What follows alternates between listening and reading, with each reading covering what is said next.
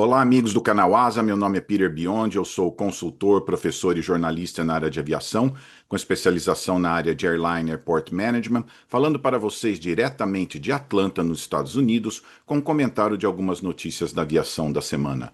Lembramos a vocês que assinem o canal, recomendem para os amigos e coloquem os seus comentários.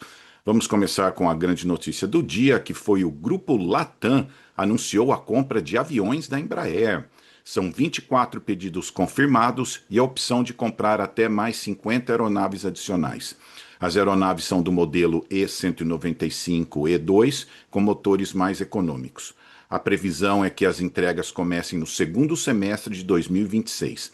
As aeronaves serão destinadas à operação da Latam Brasil, com a possibilidade de serem usadas também em outros lugares. O CEO do Grupo Latam disse que a aeronave irá operar com 136 assentos e permitirá a operação em aeroportos menores, fortalecendo as operações domésticas regionais. A notícia gerou um clima de otimismo e será muito importante para gerar empregos e desenvolvimento econômico no Brasil. O CEO da Latam Brasil, Jérôme Cadier, também se manifestou no LinkedIn sobre a importância dessa compra. Ah, e só para ter o histórico por trás disso, né? Desde que a Azul começou a operar o 190 no Brasil, já começaram várias discussões sobre outras empresas fazerem o mesmo. Haviam pontos a favor, pontos contra, e ficou durante algum tempo essa discussão que foi chegando até nível de governo. Então, desde 2024 se intensificaram esses debates governamentais sobre esse assunto, mas faltavam alguns incentivos concretos para que isso acontecesse. E no fim de 2024 foi aprovada uma linha de crédito de 4 bilhões pelo Fundo Nacional de Aviação Civil, que incluía esse apoio à aviação regional. Também é bom lembrar que foram investidos 13,6 milhões de reais para instalar luzes de aproximação em 13 aeroportos regionais. Então tem tido essa preocupação de se melhorar a infraestrutura de aeroportos regionais.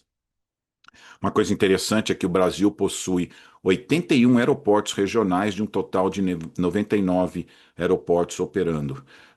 O E195-E2 na Latam, ele pode gerar os seguintes benefícios. Primeiro, aparecimento de novas rotas. É o caso da Southwest. A Southwest, ela não operava em certos lugares porque ela não tinha um avião apropriado. Muitas empresas, muitas cidades ligavam, vem operar aqui na nossa cidade. Eles falavam, olha, o nosso modelo de avião, o nosso modelo de negócios não se encaixa na sua cidade, então não é bom para a gente operar aí, né? Então, uma outra coisa é o uso de um avião com menos capacidade em dias e períodos com menos demanda. Tem muitas empresas que operam um avião de manhã, às vezes no meio do dia operam um outro modelo de avião, que pode se adaptar à demanda durante o dia, né? E uma outra coisa importante, principalmente para passageiros de negócios, é o aumento de frequências. Já está provado que muitos passageiros dão preferência a uma empresa que tem mais opções de voo no mesmo dia, né? O famoso S-curve da aviação, né? Então, se você tem 6 voos e a outra empresa tem 4, você acha que você vai pegar 60% do mercado e o outro 40%, mas na verdade não é isso que acontece muitas vezes. Quem tem 60% dos voos ganha 70% dos passageiros, né? Então, ganha mais mercado. Então, isso é muito importante você poder aumentar a frequência, outro benefício dessas aeronaves. E uma outra também que é a alimentação das rotas troncos. Você pode trazer passageiros de alguns destinos para alimentar suas rotas principais e até rotas internacionais, né? Então é importante lembrar também, né, que os aviões têm sempre o custo operacional e o custo financeiro. Então, provavelmente, né, quando a gente fala dando o preço certo, a gente faz o negócio, né? Então, provavelmente deve ter havido uma boa negociação e também com a boa notícia da semana passada da Embraer, da venda aqui nos Estados Unidos. Então, isso aí também é muito importante, de onde vem financiamento, tudo. Então, provavelmente chegaram a um bom acordo. E é uma coisa interessante lembrar que os aviões são desenhados para certos tipos de missões. Então, tem alguns aviões que são muito bons para certos tipos de rota. Então, se você usar o avião certo para o tipo de rota certa, você vai ter um bom desempenho. Então, um clima muito bom aí no Brasil, né? Essa comemoração aí, né? Desse impacto financeiro no Brasil, né? Porque você gera uma cadeia, você compra produto brasileiro, o brasileiro vai voar mais na sua empresa, daí você compra mais produto brasileiro. E tem em todo lugar também, né? Eu lembro, eu trabalhei na British Airways, os motores eram Rolls-Royce. Eu não gostava, porque quando dava um problema, só a TAP que tinha motor Rolls-Royce. A gente não tinha peça. Tinha que vir de Nova York, atrasava o avião. Mas, claro, a empresa britânica comprou motores Rolls-Royce em apoio à indústria britânica. Então, isso aí é uma boa notícia aí. Já tem especulação se a Gol vai entrar pelo mesmo caminho, né? Mas vamos lembrar também, hein, competição aí para a Azul chegando, né? De repente, isso aí vai permitir que a Latam entre em rotas que, por enquanto, podem estar sendo dominada pela Azul. Então, vamos ver como é que fica a competição em algumas rotas daqui para frente, tá? Mas agora, uma também que envolve a Embraer, né? O novo presidente da ANAC declarou que o órgão deverá fazer o possível para certificar os eVTOL, que são os air taxis elétricos, né? Da Eve Air Mobility, que é uma divisão da Embraer. E eles estão esperando fazer isso até 2027, mas com a possibilidade de terminar em 2026. Tiago Fernstein, ele disse que a certificação é uma prioridade para a ANAC, mas disse que a tecnologia ainda tem que amadurecer. Ele também citou a necessidade de uma infraestrutura apropriada, como vertiports, que é o aeroporto onde eles parariam, né? A infraestrutura elétrica para abastecer o avião e controle de tráfego aéreo. Essa é toda uma indústria nova que está sendo reinventada. Conversei há 3 anos com um consultor e estava falando, estamos inventando essa indústria do nada, assim, né? Está vindo aí tudo e estamos chegando as conclusões que precisa ser feito, né? E uma coisa interessante que ele fala, né? Queremos desenvolver o mercado e não só a certificação. Então isso é muito importante. Não é só ter as aeronaves, mas a ANAC tem que participar do desenvolvimento de toda essa infraestrutura, né? A IVE já está com a possibilidade de vendas de quase 3 mil unidades para 28 clientes em 9 países.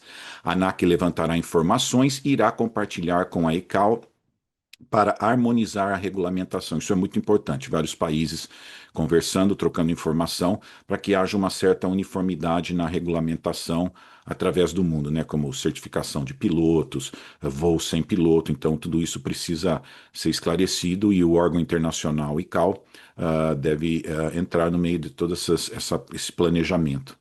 A IVE recebeu capitalização do BNDES e de empresas como a United Airlines, BAE Systems e a Thales, é uma empresa famosa também. Este é um mercado de 50 bilhões de dólares até 2030, com muito futuro, né? E a China, para variar, já foi o que pulou primeiro aí na certificação. O EHang EH216-5 da China foi o primeiro eVTOL a ser certificado para voo e fabricação, né? Eu trabalhei num projeto com a minha universidade, junto com a NASA, chamado SATS, Small Airplane Transportation System. E era praticamente isso, aviões que fossem fáceis de pilotar, que você pudesse pilotar só digitando. Você nem precisaria ter habilidade de pilotar o avião, né? Então essa foi a ideia original, eu trabalhei na parte de business disso, mas era aquela ideia dos Jetsons, né? Que cada um vai ter o seu aviãozinho, você digita lá e ele vai sozinho, né? Então, de repente, os eVTOL sejam um passo que as pessoas possam ter seu próprio eVTOL no futuro, mas provavelmente tem que ter toda uma regulamentação. Você não vai querer um monte de louco aí voando esses eVTOLs em vários lugares, né? Então, é muito interessante, né, as tecnologias que impulsionam outra tecnologia, né? A invenção do transistor gerou um monte de outras invenções. A invenção do computer chip ajudou um monte de outras invenções. O desenvolvimento do lithium batteries permitiu um monte de outras invenções, né? E então, algumas tecnologias que ajudaram para ter o eVTOL nessa fase que estamos agora, né? Por exemplo, foram os avanços em propulsão, baterias de alta densidade, sistemas autônomos, avanços nos aviônicos dos aviões, a parte eletrônica, sistemas de detenção de obstáculos e até impressora 3D. Então, essa série de desenvolvimentos tecnológicos estão permitindo ter esse tipo de veículo, né? Que está essa indústria que está sendo desenvolvida. Mas imagina pelo menos 15 minutos Congonhas, Guarulhos aí. Você pode atravessar São Paulo aí às vezes em 20 minutos. Então são todo uma indústria sendo inventada aí, né? Então vamos ver como é que fica aí, se eles conseguem essa certificação aí até o ano que vem, seria muito bom para a IVE aí do Brasil. Muitos voos na Europa sofreram atrasos por causa de ataques cibernéticos. O problema afetou aeroportos importantes, como o aeroporto de Heathrow, na Inglaterra, Bruxelas e Berlim.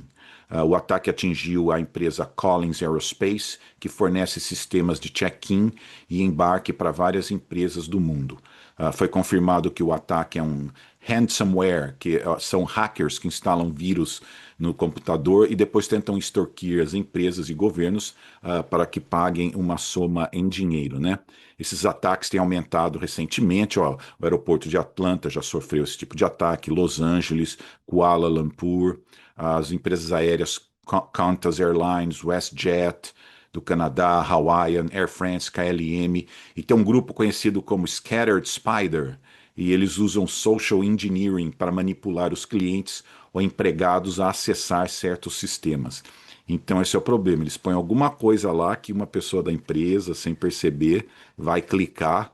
É muito interessante esses websites que quase parecem um certo website, mas não é.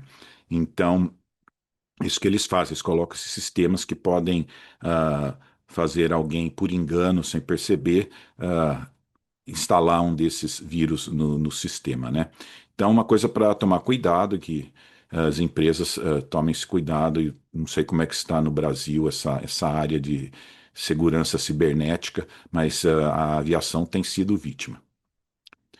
Agora vamos na empresas low cost, né? O CEO da Frontier Airlines, a empresa de low cost americana, rebateu as declarações do CEO da United, que disse que o modelo low cost não tinha futuro. Né? O CEO da Frontier, ele refutou e disse que muita gente quer economizar na passagem e usar o dinheiro para ter um hotel melhor. Ele ressaltou que a Frontier tem um custo de 7,5 cents por assento milha, enquanto a United tem um custo de 12,36 cents assento milha. E apesar de tudo, a Frontier só apresentou lucro em 2004, nos últimos 4 anos. E no primeiro semestre de 2025 apresentou um prejuízo de 70 milhões de dólares. E algumas críticas ao modelo low cost é que muitas vezes ela sobrevive com baixos salários, instabilidade no emprego dos funcionários, condições precárias de trabalho. E para cortar custos, as empresas usam táticas que pioram a qualidade e passam uma má fama da empresa.